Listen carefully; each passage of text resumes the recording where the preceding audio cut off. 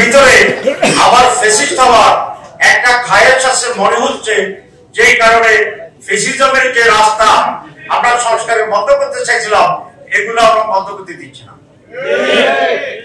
তাহলে অসুবিধাটা কোথায় যে একজন ধর্মজীবী থাকবে না? এতবার প্রধানমন্ত্রী হওয়ার ইচ্ছা থাকার দরকারটা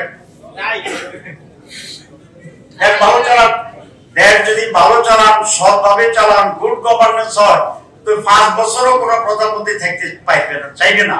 কারণ তার উপরে দেশ শাসনের এত দায়িত্ব এবং বোঝা, সে করবে যে আমার 5 বছর পরে আমার ছেড়ে দেবে। তাহলে 10 বছর তো তবু আমরা বলছি থাকতে পারেন।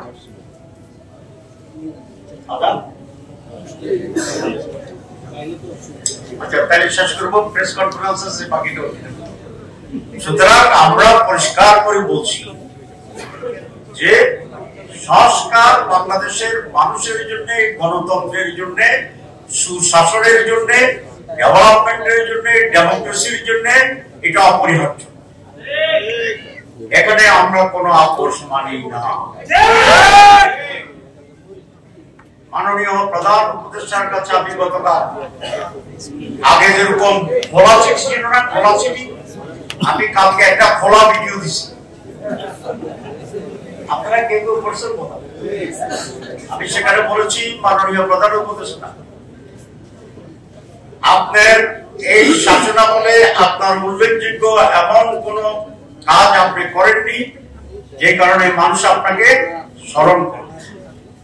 হাসিনা 14 বছর ছিল, বিএনপি বোধহয় 19 বছর ছিল, আপনি 13 মাস ছিলেন। এরকম একটা শাসন ক্ষমতা আপনি আছেন। সংস্কারটা যদি আপনি ঠিক মতো করে দিতে পারেন, তাহলে আপনি নোবেল লরিয়েট হিসেবে একজন ব্যতিক্রমধর্মী শাসক হিসেবে বাংলাদেশের শাসকদের ইতিহাসে আপনার নাম লেখা। সংস্কার মাইনাস ডক্টর ইউনূস 0, সংস্কার প্লাস ডক্টর ইউনূস হিরো। আমরা আপনাকে হিরো হিসেবে দেখতে চাই। কারো চাপে আপনি মাথা নত করবেন না, কারণ চাপে যদি আপনি হেরে যান, মহাবিপদ। একদিক থেকে চাপ দিলে এদিকে যাবেন হেলে, আর একদিকে যদি চাপটা একটু জোরে হয় তাহলে তো আবার এরকম হয়ে যাবে। তাহলে আপনাকে সারাদিন এরকম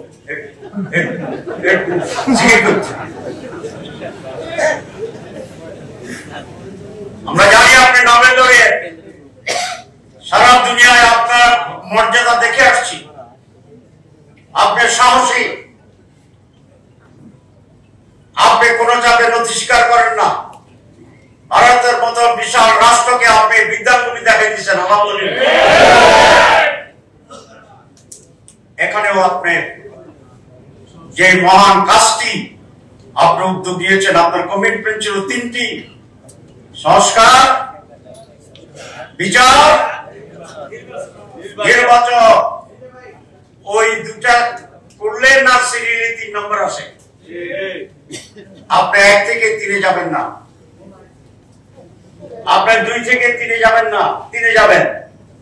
আপনি 1 থেকে 2-এ আসেন, 2 থেকে 3-এ আসেন। আমরা সকলেই আপনাকে মাথায় নিয়ে ফেব্রুয়ারির মাসে 1-2 শেষ করে 3 নম্বরের একটি উৎসব করে নির্বাচনে আপনার স্বপ্নের সেই বাস্তবায়নে সহযোগিতা করব।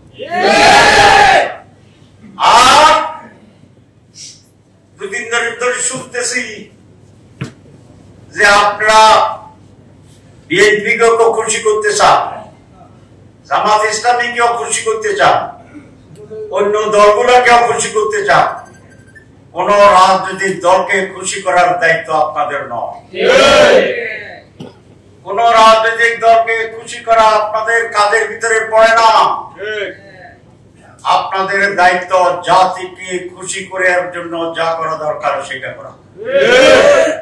সুতরাং আমি আশা করব যে আপনারা আপনার পরিষদ সেইভাবে দৃঢ় ভূমিকা পালন করে এই জাতির মুক্তি এবং কল্যাণের যে মহাযাত্রা আমরা শুরু করছি, সেটি তার গন্তব্যে পৌঁছানোর জন্য আপনি দৃঢ় চিত্তে সেই ভূমিকা পালন করবেন।